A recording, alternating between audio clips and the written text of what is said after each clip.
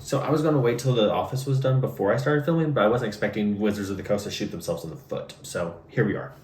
Also, just to let you know, if you're not familiar with Magic the Gathering, don't worry, this drama is rated E for everyone. So to catch you up on the drama, Wizards of the Coast, I'm recording this video on September 25th. 2 days ago, Wizards of the Coast announced that 4 new cards will be joining the banned list for Commander. Nadu, Mana Crypt, Jewel Lotus, and Dockside Extortionist. Now, 3 of these I feel like are a little bit more of a problem, and Nadu we are all just kind of expecting, but for different reasons.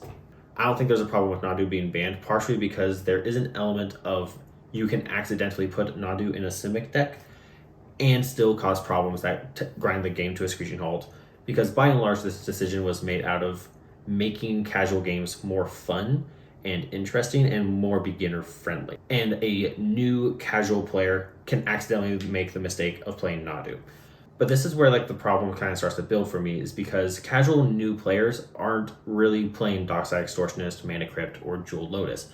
And this is also kind of by and large because the price has always kind of had these cards be more exclusive towards the either more powerful or CDH side of the spectrum.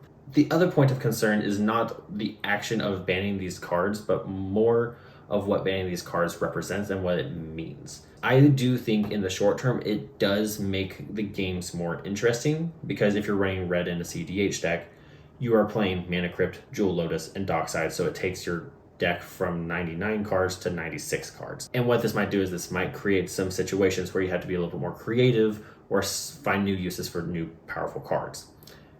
That kind of addresses the CEDH meta side of this equation, but it also helps decrease the frequency of explosive starts in casual games and makes those more interesting and more fun. You don't typically see Mana Crypt, Jewel Lotus, and Dockside in casual games of Commander, which tells me that Wizards of the Coast is responding to proxying cards.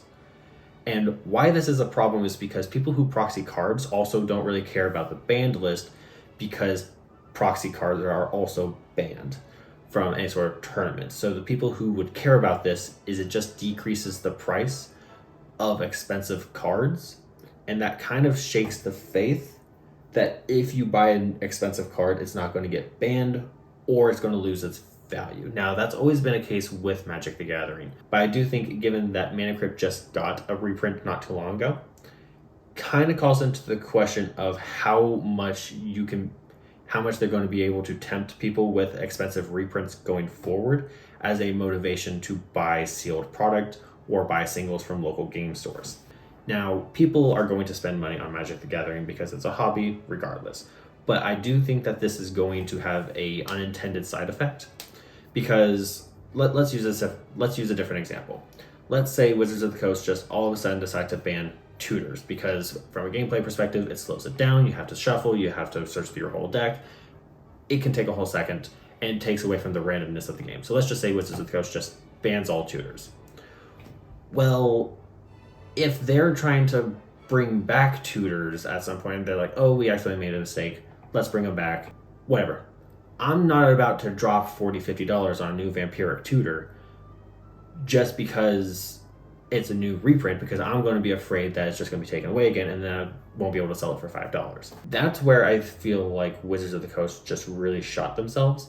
It's not that these cards take away from gameplay, it's how they're used, and they're responding to the fact that people are most likely proxying these cards.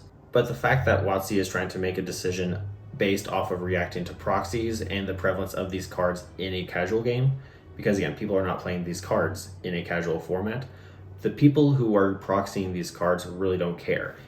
If I'm playing my Liliana Goth Girlfriend deck, I really don't care if I'm running Mana Crypt in there because we got other problems. Now, at this point, I feel like I'm just kind of rambling, but by and large, I think in the short term, I think this is going to be beneficial for casual play.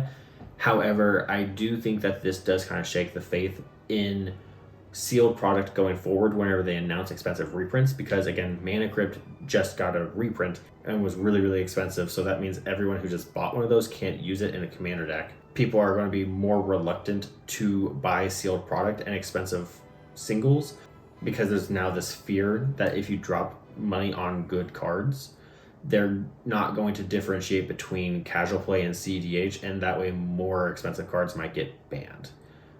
That's my 2 cents on it. That might be a hot take, As a quick sidebar, if you have any recommendations for YouTube office setups, please let me know down in the comments, just because, yeah. But again, I feel like I'm rambling, but if you got this far in this video, make sure to subscribe. Thank you so much for watching, and we'll learn something new in the next video.